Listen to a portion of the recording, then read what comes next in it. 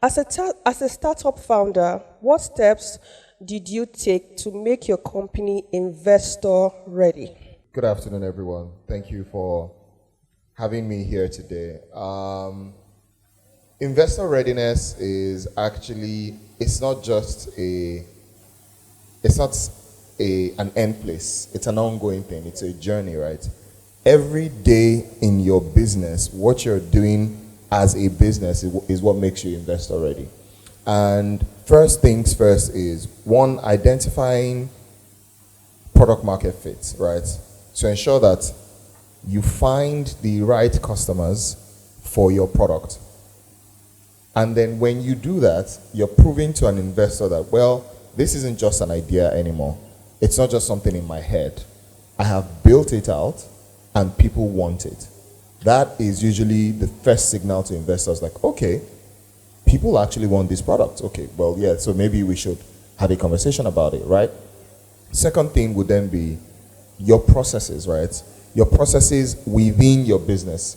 How do you do 1, 2, 3, 4 things? What are the steps to do it? Are these things continuous in process?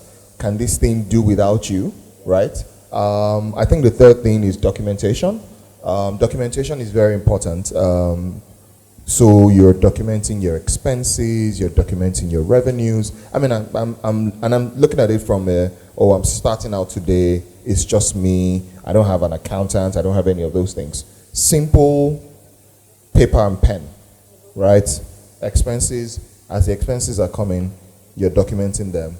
As you're selling, you're documenting your revenues as well, and your track. So I think that more than half of business is monitoring. Right, and there's no way you monitor without tracking or without documenting, right? So you document these things, and then you put in proper processes, like I explained. Now looking for investors is like getting into a marriage, right? And you go through different phases when you're supposedly getting married. You meet someone, you go on a few dates, you officially become boyfriend and girlfriend, whatever that is called now. Then you say there's some people say courting after boyfriend and girlfriend. You now get to that one. That's the one that you've gone to the person's house to say, oh, I want to marry this girl. Something like that. Then you eventually marry. It's the same thing, right? So as the investors are reviewing you, you're also reviewing the investors. Because it's not all investors that are good for you. It's not all investors that are meant for your type of business. Because it's very important that you know the type of investors that you want and what they bring to your business apart from money. So you think about those things and look for similar businesses and similar investors that have invested in those type of businesses. So it makes your conversation easier because they know your business, because they've already invested in similar businesses, maybe in other markets, right? So it's easy to have a conversation with them. On the fintech side where we are, having a data room is very essential. So a data room is where you keep all the information about the company, right, to share with an investor, to be able to review you, right? And how that is done is the data room as well is something that you can set up on maybe Google Drive or Microsoft's OneDrive or Dropbox or Box or even Asana, right? So what you want to do is you want to segment all your documentation, financials, products, marketing, sales, legal, and then you put all of that so that you're making the job easier. In fact, you can go as far as writing an investment memo for your investor. So because the investment process as well, so the way I said that, you're going to go through a marriage, right? The girl that you want to marry, somebody usually introduces you, or you run into her somewhere, or you guys went to school together. There's usually a place where you're introduced. Whoever is introducing you wants information about you to introduce you to that girl. That person in this relationship is the investor analyst. Now, so the investment analyst is the one who is going to present your investment to maybe his partner, and then before it goes to an investment committee, right? So this guy comes and says, I want to see this data room. He sees your data room. Then you have if you've done an investment memo already, you've done like 40% of the guy's job. So the guy just looks at your investment memo and he's like, oh, okay. And there are a number of things that are important to check in an investment memo. It's almost like a proposal, right? And then the guy sees that, he makes his job easier, and then he fine-tunes that, and then it's easy for him to present. So making yourself investor ready it's an ongoing thing. Raising investment for a business is an ongoing thing. And I always say that it's not, and there are different types of investments, right? There's private equity, there's venture capital, there's angels, there's revenue, which is the most important. And it's not every business that requires you raising investor capital or investments, right? There is private equity, which a lot of Nigerians are very much more familiar with than venture capital. If people in my space understand when you say that, oh, private equity guys, their model is different from our model. So being investor ready is about how you run your business every day, how you document your processes, how you've set up or incorporated your business. Are you incorporating in Nigeria? Are you incorporating in the US? Are you incorporating in the UK, in Malaysia? And you can do all of those things these days from your computer, right? Very easily, and you can make all this registration. So that's essentially the kind of process. Fantastic. Well done. Please, a round of applause. Amazing information. And if there's anything you should take out of this is not every investor is good for your business, right? As someone who also works with a number of SMEs, there are some proposals I've seen and I'll say, don't take it. And it's kind of hard for the business owner to say, oh, I need the money. But that relationship you are going to might actually end your company.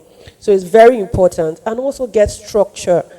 I don't know, it's not when you need the money that you start trying to, cut and paste. You have to know that you need structure in your business. Your documentation. Nigerian businesses, I don't know what's happening. Why don't we keep information? We only keep what we have sold. We don't keep the expenses. It's just the money that you have made. What about the money you have spent? That's also very important, okay? So we need to have structure, and we need to document every single thing. Even if it's 2,000 naira, you just took Uber, document it. If you spend money from your own personal account, document it, right? Thank you so much, Muyiwa. So the next question to our only lady in the team. So what are the factors that are considered, that you can consider when evaluating an SME loan application? So there are a number of things. So before we can give you a loan, or before you are even eligible for a loan as a business, you need to have been in business for a certain number of months. I don't know how long banks or other financial institutions, but for us, 3 months. You need to have an active bank statement for 3 months. So not that you registered the business 3 months ago. No, your business needs to have been active for 3 months. From whenever, whether it's the day you registered or the day you made your first sale, you need to have 3 months documentation ready to present to us. Another thing we consider is your creditworthiness. So are you owing another institution, whether it's on your BVN from a long time ago, or maybe you took 10K from Pay Later one time, you never paid back. It's somewhere on the system, and we're going to see it, and we're not going to give you money because we know that you're owing somebody else. And many cases, when you even repay the loan, or if we find out that you just repaid the money because of us, because most times when people are in that list, they're like, oh, I've actually repaid, I'm just still on their platform, let me get you a letter of non-indebtedness. But in most cases, actually it's people that never paid the money, they never bothered to until they needed money from somewhere else. So that tells us that they're going to owe us, and then when they need money from somewhere else is where we're likely to see our money. So that gives us a behavioral pattern. And these credit bureaus are becoming smarter. So some of them give you trends and tracks of customers. For example, this is how long they took money from Sterling Bank before they repaid it.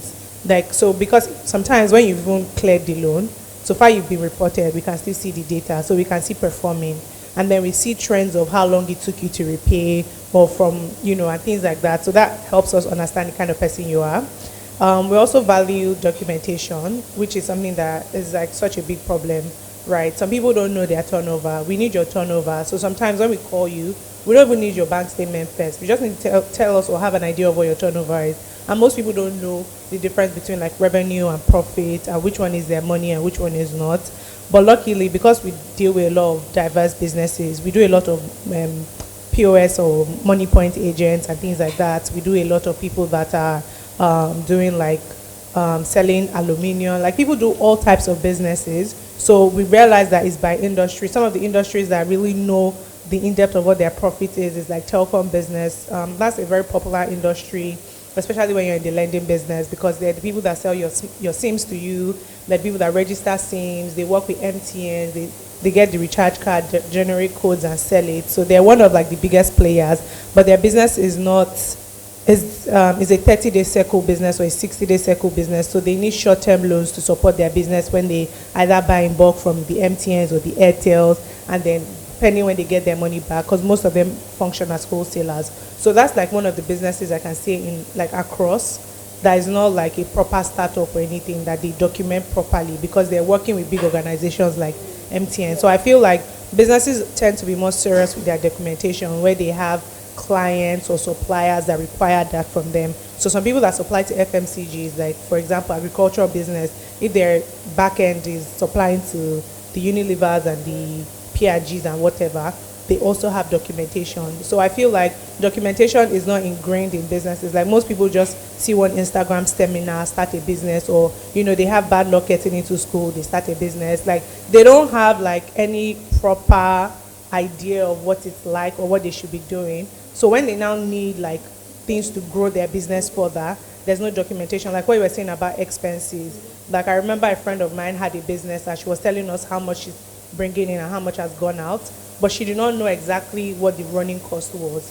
And we were like, how don't you know that? And she's like, was I supposed to be keeping track of those things?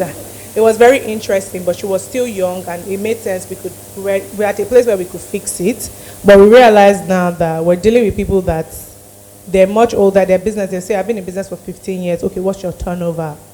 They don't know, right? What's your operating cost? Oh, okay, I have 4 people, we pay them this. So how much you pay for rent? How much you pay for that? And then they don't have the answers to these questions. So I find that that's something that is very important, because even from the first conversation, you know whether or not this person is eligible. So you don't waste their time through the application process. Yeah. Wow, amazing.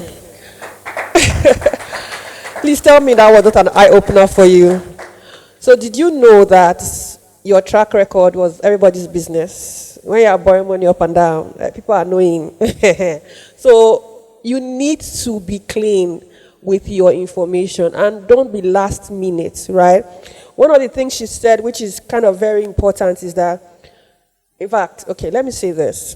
Your bank statements, anytime you are paying somebody, put in narration. See, that 1 second or 5 seconds that you put a narration can save you a whole night's sleep or 3 months sleep. In fact, there are some transactions we are still trying to resolve since last year, November.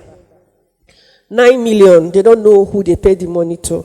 And with accounting, you can't just post money anyhow. You have to know who you paid the money to, so we know how to classify it. So in your expenses, put your narration. And it can be just as Muyiwa said, pen and paper. That's not the best, but you can start with that.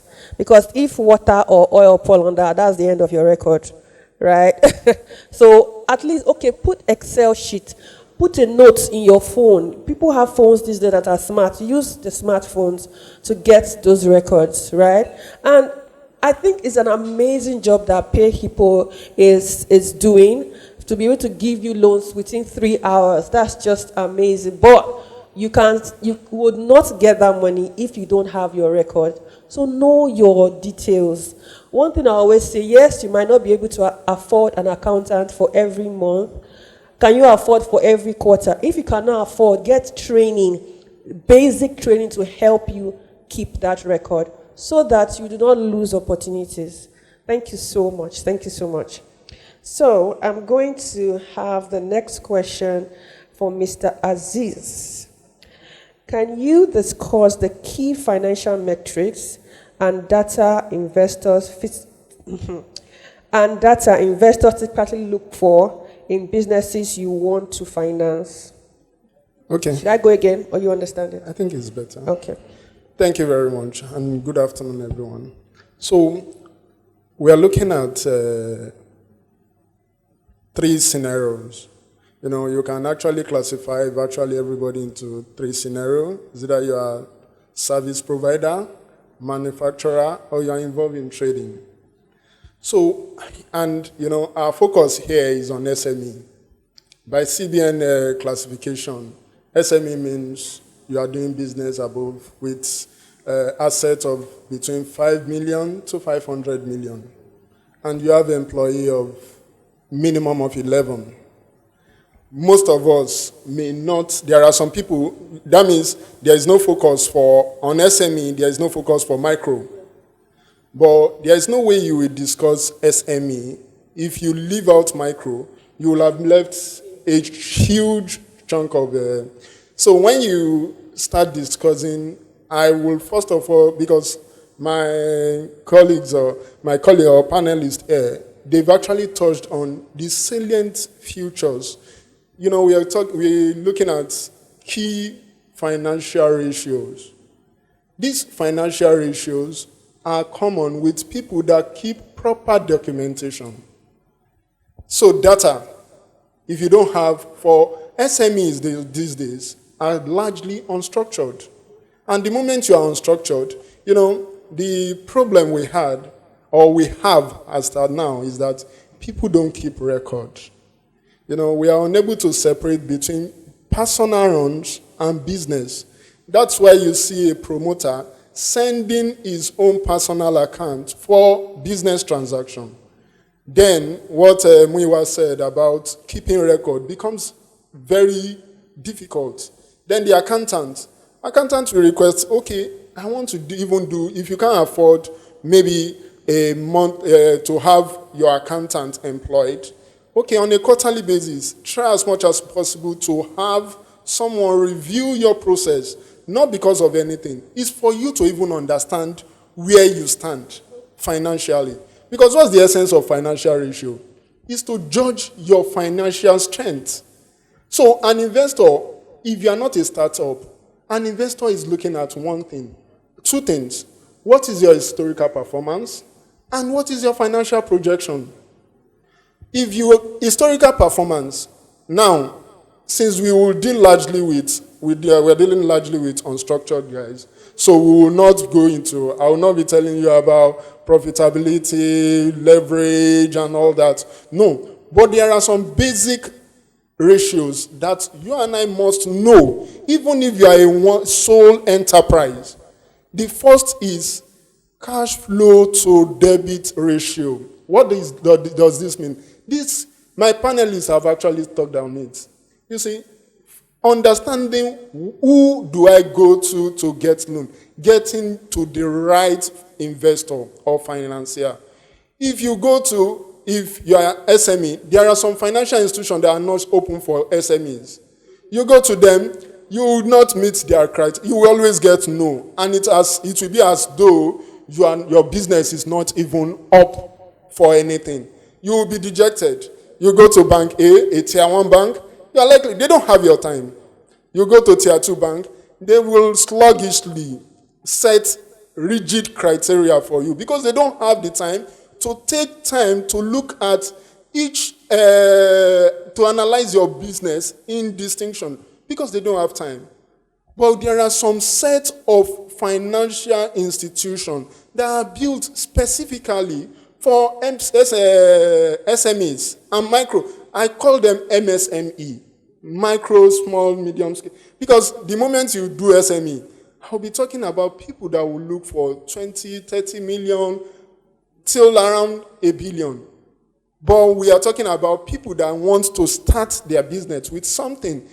Needing 3 hours loan, 2 hours loan, obviously you will be benchmarked with a certain criteria, which is robotic.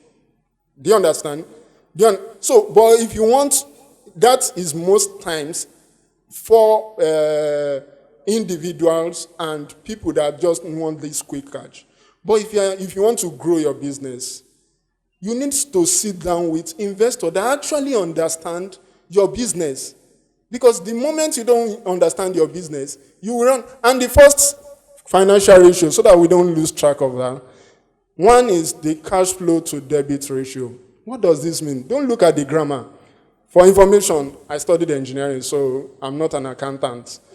But I'm certified this, just to fit in. So that's just it. I'm satisfied this.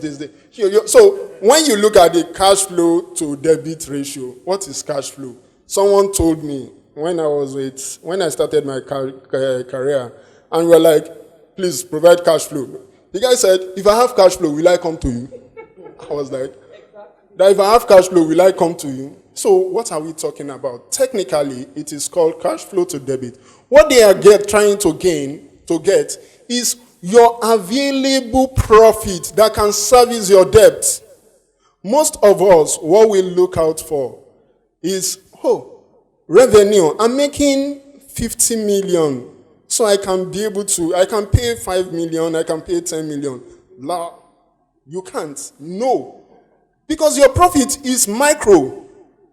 Most of the business we do, can you actually identify your net profit? If your net profit over a given period is higher than your loan repayment, forget you are working for the financial institution. We will be shying because we will get our money. But how is that what financial institutions are set up for? To be frank, we that we are set up as financial institutions, the most delighting thing you can give to us is for you to pay back and come back. The moment I have a bad loan, a customer that is not paying, I will use good money to do what? To service a bad money. So I'll use profit I've made from ABC to clear your own debt because you have refused to return my money.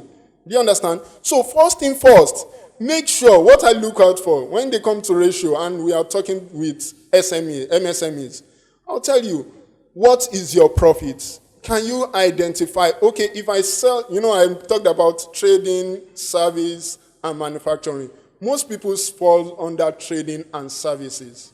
Is it that you are selling something or you are providing logistics, a service or something? A very little portion falls under manufacturing. So let's focus on trading and servicing. On trading, look at if I buy this thing and I'm selling it for this cost. Don't look at the gross margin. That is the direct selling selling price minus cost price. Don't look at that alone. You are going to pay other bills. People don't look at that. They will just look, I'm buying this book, 100K. I'll buy 100 pieces of it and I'll sell it at 50 or 70K. I've made 30K. So they start spending from day one. He has calculated what he will get. The first thing, maybe he's using a bike before. The next thing is, can I get a loan to buy a car? You'll be like, what's your focus? Are you building business or you are? So the first thing you look out for is your cash flow. Your available net. When we say cash flow now, I mean net profit plus I don't want to bring depreciation. Your net profit. Let me not complicate matter. Net profit divided by your debt. So your net profit over 1 month, because most of us, we pay loans over a month or thereabout, over 1 month, divided by your repayment for that month. So if you are to repay 200,000 and your net profit for that month is 150, my sister or brother, you are just working for the bank. It's very simple. Because you hit into what? Your own capital. The moment we miss that, forget, that's when people will now be naming giving some funny name to some financial institution. And the next thing, because we are so religious, is village people. Village people has nothing to do with you. As a matter of fact, it is you that you have refused to do what Muiwa has said, document. And what my other lady has said, that we have refused to even understand ourselves. So the first one, not to drag so much, your cash flow to debt ratio, your gross profit margin. That means your net cost for a standard or not standard, for average SME. If your gross margin is not above 7%, let's just like Alice said, if you know you are doing a business, I'm a fan of, keep knocking, but it's better to drop and look for something else. It is not a do or die affair. That Nigeria is so vast that we have a lot of things you can actually do your big. So if I'm selling this and I'm not getting away, please, charcoal is there. Just sell charcoal. This other business. Is there any business? There are 1,001 businesses that you can do and you make. But if your desire and you are so much, you are so sure of this project, first of all, understand, will I return in the year 1, year 2, year 3? So that you are not putting yourself under unnecessary pressure. There are some businesses that will not bring anything until maybe the 5th year. And that's why he talked about equity, funding, venture capital, and all that. There are some business in the early days is go and sleep. So if you take loan for that type of business, definitely you will get into a problem. The business is not the one having problem, but both the financier, the boyfriend and the girlfriend that you mentioned, they are the one having problem. Exactly. That's So very true. thank you very much. Thank you very, very much. Amazing. So please focus on your numbers. One thing that has cut across everything that they said, focus on your numbers. Keep your records. Because, see, you are praying every day that God should open door for you. When God open a door, don't use your hand to close it and use padlock to lock it. Okay? It's true because, exactly. You wouldn't even know. So it's good that we understand, right, that these are things that we need to be mindful of, okay? So I think considering time, let's just take one round of questions again, and then we would round up. So please start getting your questions, and after this next set of questions, we would have questions from the audience. Okay, so Muyiwa, please tell us about your fundraising experience, the challenges you faced, and how you overcame them, and the lessons you have learned. 3 in 1, but yeah. Yeah, we're still raising. We're always raising. And it's because, again,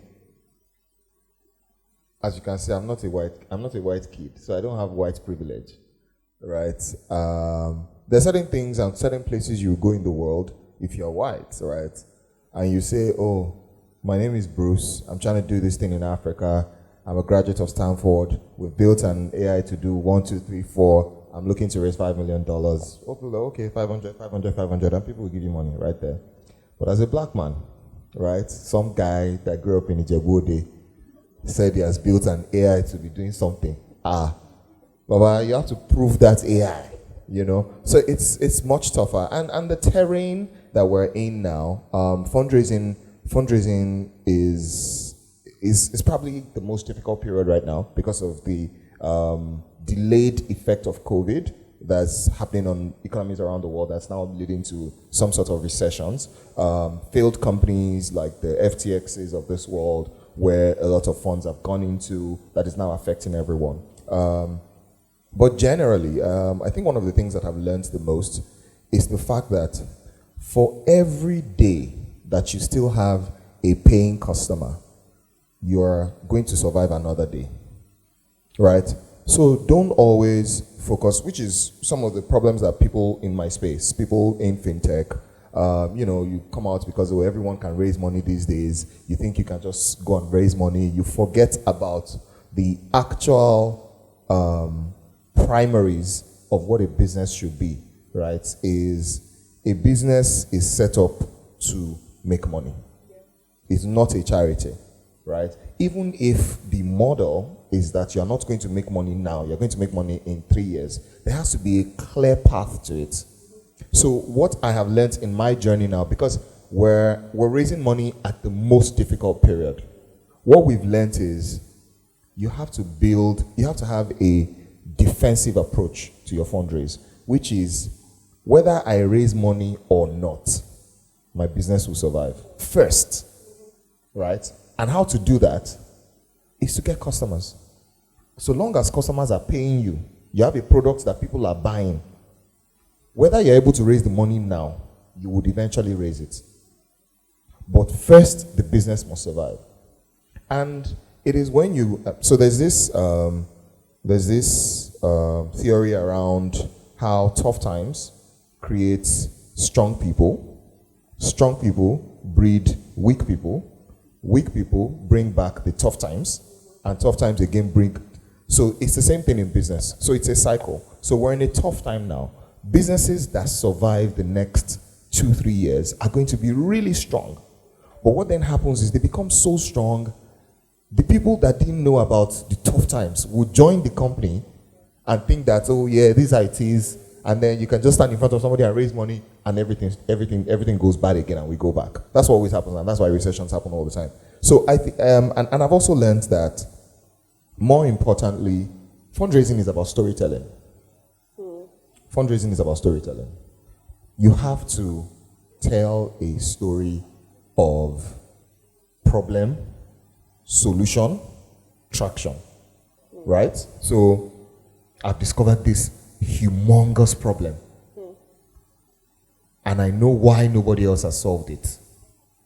Now I have solved it, and these are the number of people I'm solving it for.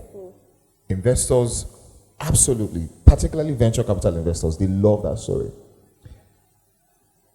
Nigerian investors are not venture capital focused mostly. They're mostly private equity. Yeah. Their model of business is traditional. You have a balance sheet, you have assets, there's the cost liabilities and equity. And the moment you kick off your business in a 24-month window, they need to see an indication that money is going to come back and how quickly it can come back. With venture capital, it's quite different. Venture capital can focus on, you know what, forget about making money for the next 5 years. We just want you to drive customer acquisition. If you drive customer acquisition, this is what's valuation, because they are selling a valuation play. Because what the venture capital wants you to do, what the venture capitalists want you to do is, I'm coming in to your business at 1 million naira. Your business is valued at 1 million naira. In the next 2 years, I need you to get to 20 million naira, so that the portion of your business that I've bought would have grown by 20 times.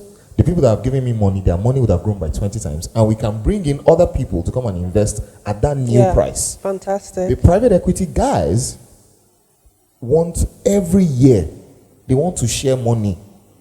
They want PBT, what's profit before tax. Let's share based on how much of your business I've bought. It's totally different.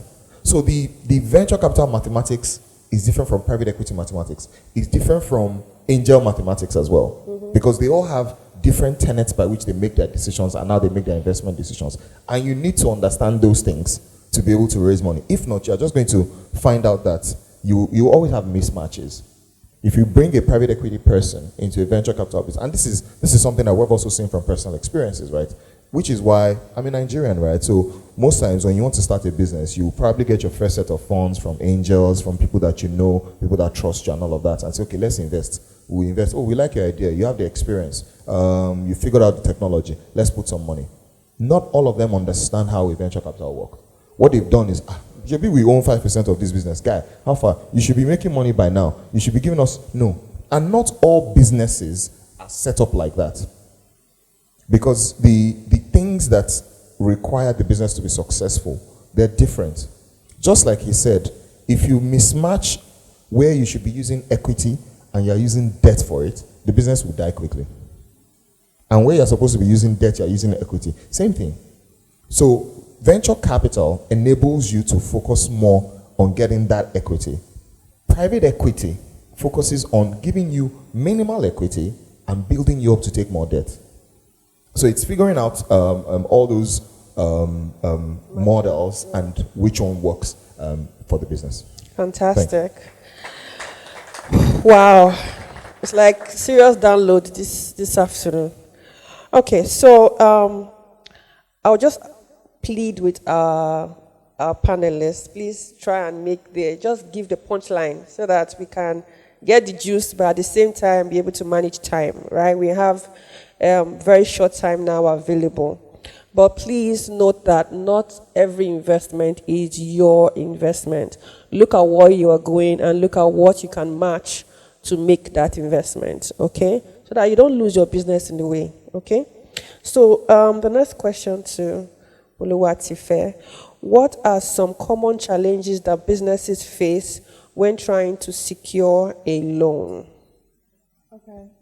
So obviously, the general standard banking loans, collateral. So most people don't have the kind of collateral for the type of money that they need. And I think some institutions, they make your business the collateral. Like basically, if you fail to give back the loan, like they basically own your business. Some in this Nigeria, they do that. So some businesses actually, banking facilities or like institutions or financial institutions actually do that. So I think that's a big challenge for SMEs. Another thing is SMEs, well, because it's MSMEs most times, they don't understand the concept of having money to be able to take a loan, which is what he said something about, if I have cash flow, why am I coming to meet you? But really, we need to be sure that you can make the money that, would require you to pay back, which is why we need your business to be active in your transactions. Most people don't have the business transactions to show because they don't plan ahead to take loans. So they start businesses and see that, okay, if I spend 100K, I can make 150K. So let me go and borrow 1 million naira, so I'll make 1.5 million. But you don't have anything to show for that makes you, deserve the money or makes your business like qualify for the loan. So your business doesn't qualify because we can't really sign off based on your history or your business trends. So that's one major challenge. And I think another thing is we require CSE and things like that. Some people don't sign up like that because it's not really a requirement. I don't know how it is in other countries, but in Nigeria, you can start selling something and nobody is going to come and investigate you.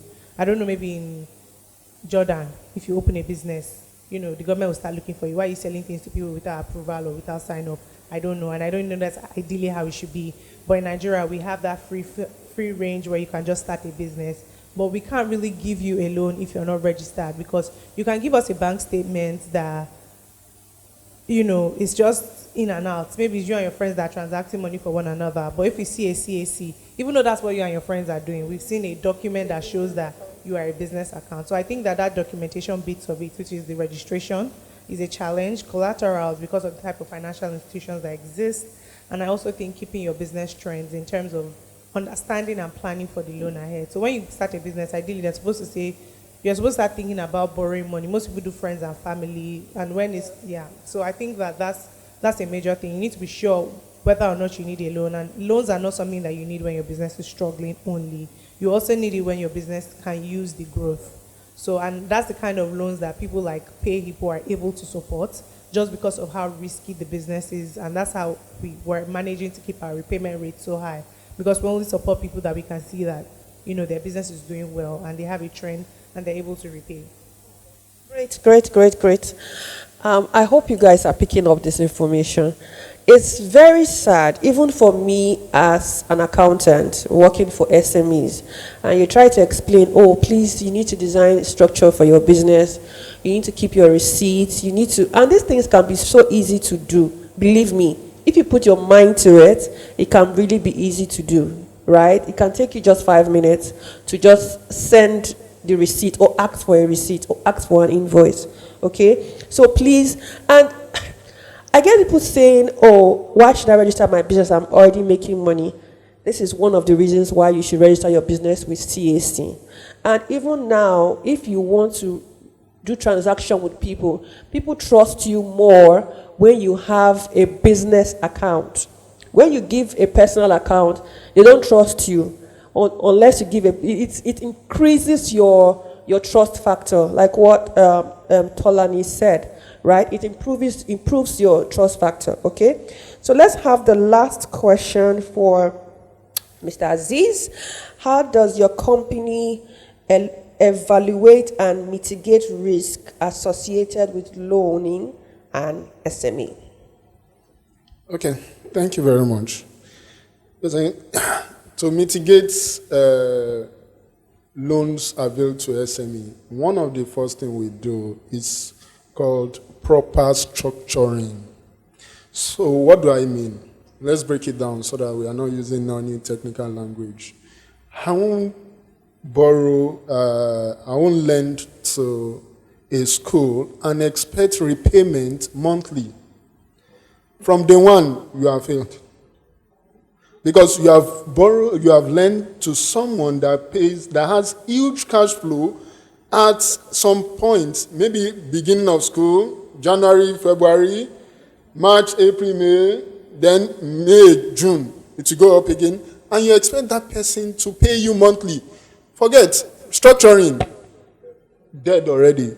Because that person will pass in January and February. March, will say, there are some people that are supposed to enroll for inter-house sports that are not coming. We expect 200 students. It is only 20 that we got.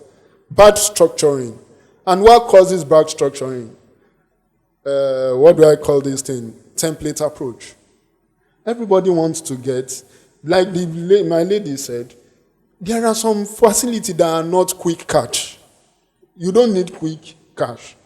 But you run to go and take quick cash, not minding what's your business. So what we do is, no problem. Let's understand your business. The moment I understand your business, I give you a proposal that I feel will match your business and we'll both be happy at the end of the day. So if I'm to give you a bullet repayment, I do bullet repayment. If I'm to do quarterly, I do quarterly. If I'm to do termly, I do termly. And it is not peculiar to only schools. Even people dealing with seasonal products. You know, some people, their time is to sell maybe farming. The guy rears maybe layers or what's this, boiler layers, all these things. Maybe the next target is Easter. You now give that person loan to finance feed. How will he sell feed? You can't sell until Easter. Not that he won't be selling. He will be selling in piecemeal, but that huge cash that will repay you is at the next repayment. And people will say, no, my bank, this thing, in my bank, is only monthly. Say, what you do is, first of all, understand yourself as a business owner so that you can not only tell the investor. So what I look out for, what are the mitigants I put in place? I ensure I match my repayment with your cash flow. Remember, cash flow, revenue. I match it with your stream. So if I don't understand your stream of cash flow, I'm in trouble. The second one is skin in the game. If you are not a startup, I won't advise you. Your assets, or your equity, as we call it, is 5 million. You want to borrow 10 million. My brother, there is something called overtrading. It's real. I've been burnt. You know, for a very long time, I was a credit analyst. Analyzing, I can analyze every other person. I couldn't analyze myself. I invested in someone that was rearing 500 birds, and the person came. We were like, guys, this guy did well. And we said, let's shoot this guy from 500 to 5,000. The guy was using Okada somewhere in Ikirun. When we gave this guy 4 million at once, the guy bought Sienna 1.2 million. We saw him and we were like, we just went to visit. We saw the guy coming we were expecting someone to ride Okada. We were looking, we didn't see, he said, I'm coming. We saw Sienna coming. He said, it's not this guy. When the guy parked the side, we were like, He said, I just borrowed a portion of it. My profits, the profit that I will make on this bed, I will return your money. How can you borrow capital? You don't understand. So skin in the game. You must make sure the client or the customer has a significant stake. And you don't finance everything. We don't finance everything. It's because, except when you are doing a capital project that we so much believe that this is capital intensive and we can take you through the journey. And we do what we call tranches, disbursements in tranches. So I won't release all the money to you. If I'd applied that sense that I applied to other people's business in my own, I wouldn't have fallen into that. So those are the things. I would like to stop here so that we can entertain more questions. Thank you. Thank you so much. Aren't our panelists amazing? Please tell me you have not gotten anything like truckload of things. Please round of applause for them again. So before we start questions, you're going to handle the questions, right? Okay, before we handle the questions, I want to say this, okay? I believe most of us here own a business, want to start a business, or already full neck deep into a business. So please, whatever you've taken here today, don't just hear it and feel, oh, that's a good, wonderful session, and then you don't apply it. The application is what turns your business around, right? If you don't take anything home today, please, from today, start keeping your records, have structure for your business, and plan for funding. It won't just happen, oh, I need money, then tomorrow you're looking for it. You have to plan for it. Okay, so do we have questions? Good afternoon, everyone. Please, how do I know my business is set for a venture capitalist or an equity? At what stage? Is it that when I'm at the MVP stage, which is most times the bootstrapping level with the angelic investors? So when exactly, or what type of business attracts venture capitalists and the other, that's the private equity?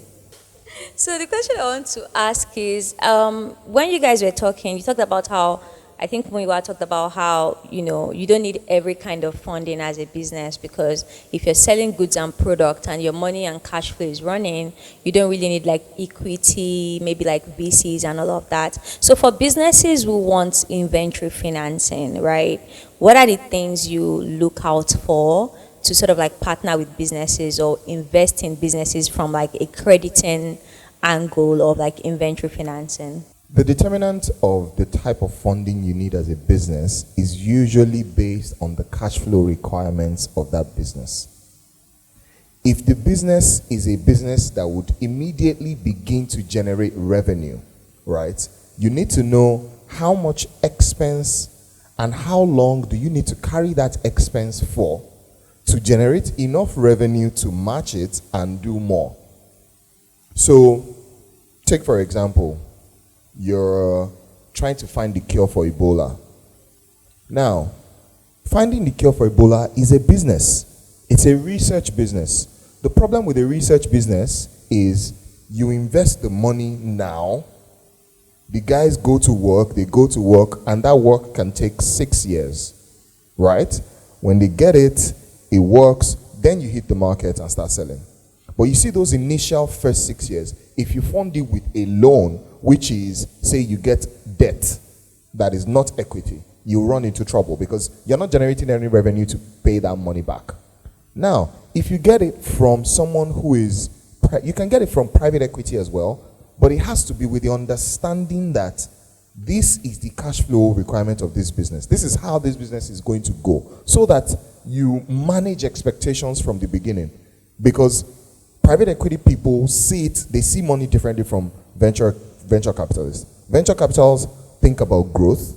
Private equity people think about profit. But you need to identify and you need to work with each other to know when to expect what. So when you figure out what your cash flow requirement is, which you usually would have done as part of your feasibility, by the time you get to MVP as well, you already know what type of money do you need. So take for example again, you've built an app for people to transfer to one another, right? Just to do basic transfers, and you'll be charging them something. You need an initial capital to build the app, set up the team, support, before you start doing transfers. And when you start today, in your projections as well, you need to say that month 1, we're projecting 10, month 2, 20, month 3, 50, month 4, 100, right? And in those months, your revenues, you will still be carrying your expenses across in every of those months. So what determines whether you should talk to a VC versus talk to a private equity versus get a loan is going to be how that revenue is going to be coming. So really, it's about what the cash flow requirement is to be able to determine what type of funding you require.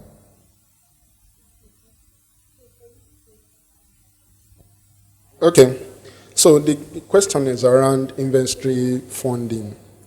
So let me put it like this. The first thing about inventory funding is understanding your cycle. Your cycle, your transaction cycle. So you have to fund inventory.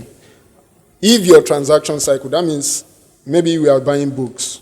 If I buy 10 dozens of books today, it will take me 1 week or 2 weeks to finish the sales of that 10. You know, you can pre-order before the end of that 10 days. However, if you take a loan that you will now you will be repaying weekly, you know, you will have repaid the profit that you will get in the second week using capital. You will still make your profit, but you have used part of your capital. So the first thing you look out for is to understand a typical cycle. It doesn't mean there won't be reorder. It will intercept or overlap, as the case may be. However, you must know the one capital. We call it cash conversion cycle. That means from the point you release the first fund till the time you sell and get your money paid back. You know, you can be selling on credit or make direct sales. You know why I'm attaching this to trading is because it's inventory.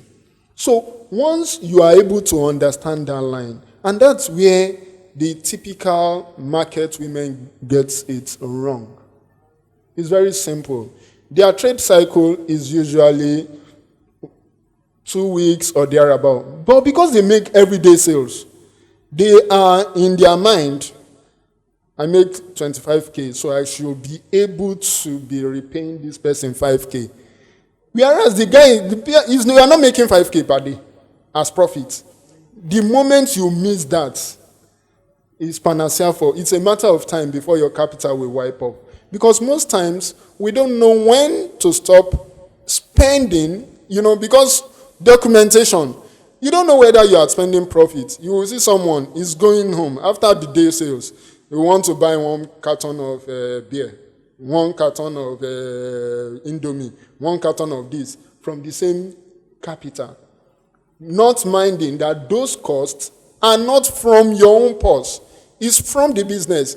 You buy your domestic inside your business, you will run into problem. So back to your question. First of all, understand the cash conversion cycle, which is in simple terms, when you purchase and when the money comes back.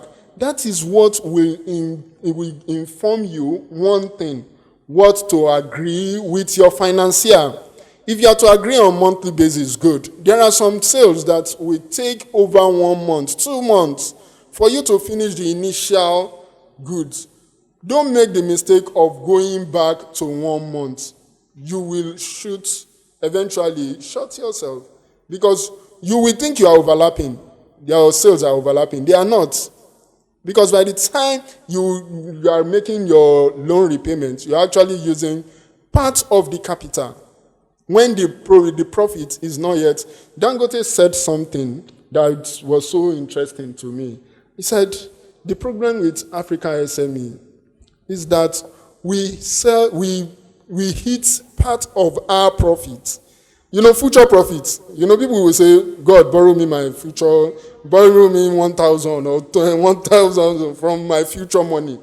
We do that in our business. We have not made the money, but because you've seen turnovers, the next thing is, I can't be working again. This stress is much. Let me just buy 1 small Toyota Corolla. Where do you see a small Toyota Corolla? So, understand your cash conversion cycle. Ensure it matches your loan repayment. Yes, you are going to use debt. You can't use equity. Except when you have someone, if you are able to build very good financial model. Because the equity guys, you know what they do? They are smarter than all of us. Cash, what is debt? You can look at it and say, if I take 1 million, I'll pay you back 1 million. The guy is not interested, I'll pay you back 1.2 million in 1 year. The guy is not looking at, that means if you take that same money, it will take you 5 years to pay that whole 1 million again. So if you take year one, you take 1 million, you pay 1.2. You know, the interest you have paid is 200,000.